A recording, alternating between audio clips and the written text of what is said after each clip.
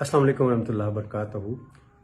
میرا 2018 میں بنایا گیا ایک کلپ ہے، آج وہ بڑا وائرل ہو رہا ہے، اور وہ اس وقت بنایا گیا تھا جب ایک مسودہ جاری کیا اس وقت کی حکومت نے بیان حلفی میں، اور اس میں سے خاتم النبیین کا لفظ جو ہے وہ ختم کر دیا گیا۔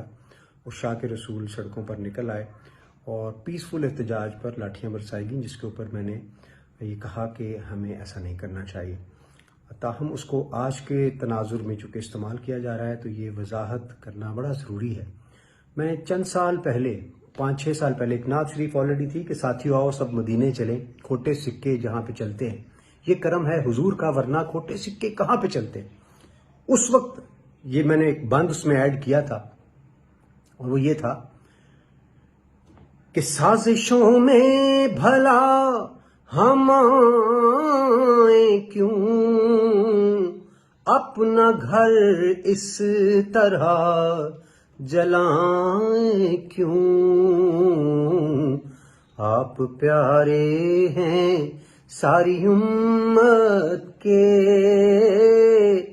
یہ مخالف تبھی تو جلتے ہیں، ساتھیو آؤ سب مدینے چلیں، کھوٹے سکے وہیں پہ چلتے ہیں۔ تو عرض یہ ہے کہ آج بھی ہمارا یہی موقف ہے کہ ہم نے اپنا گھر نہیں جلانا۔ وہ تو یہ چاہتے ہیں کہ ہم جلا دیں، آپس میں لڑ لڑ کے مر جائیں،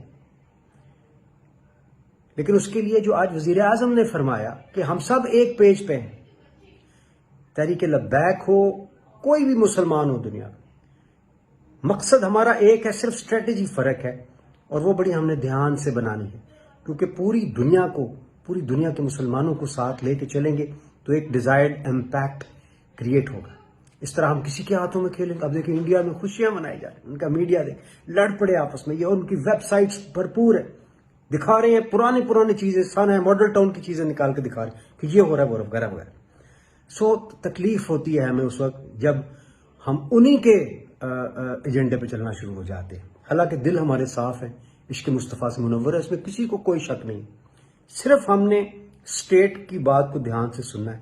یہ تو وزیر اعظم ہی وہ ہے جو نبی پاک صلی اللہ علیہ وسلم کی بار بار بات کرتے ہیں۔ انہوں نے تو سب سے پہلے جا کے بغیر کسی پریشر کے اقوام متحدہ کے پلیٹ فارم پہ ڈسکس کیا، اور ہم لوگ جو ساتھ لگے ہیں ان کے سیاسی وجہ، اس کی بڑی وجہ یہ تھی کہ مدینہ کی ریاست کی بات کرتے تھے، اور نبی پاک صلی اللہ علیہ وسلم کی محبت نظر آتی ہے۔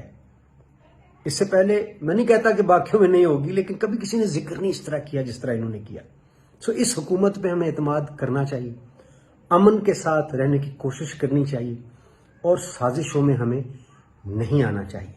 جب حکومت ایک لیول پہ ایک سوچتی ہے، اس کے سامنے بین الاقوامی منظر ہوتا ہے پورا، اس کے مطابق وہ جو اسٹریٹجی بناتی ہے تو وہ اسٹریٹجی فرق ہوتی ہے۔ ہم نے ان پہ اعتماد کر لینا چاہیے اور اپنے لیے دعا کرنی چاہیے، اللہ تعالیٰ ہمارے ایمان کو مضبوط رکھے۔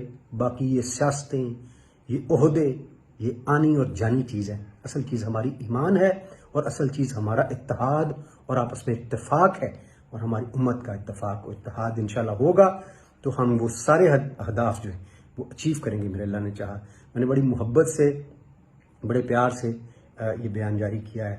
اللہ تعالیٰ آپ کا، ہم سب کا ہمیں ناصر ہو، آمین ثم آمین۔ اللہم صلی علی سیدنا محمد و علی آل سیدنا محمد وبارک وسلم۔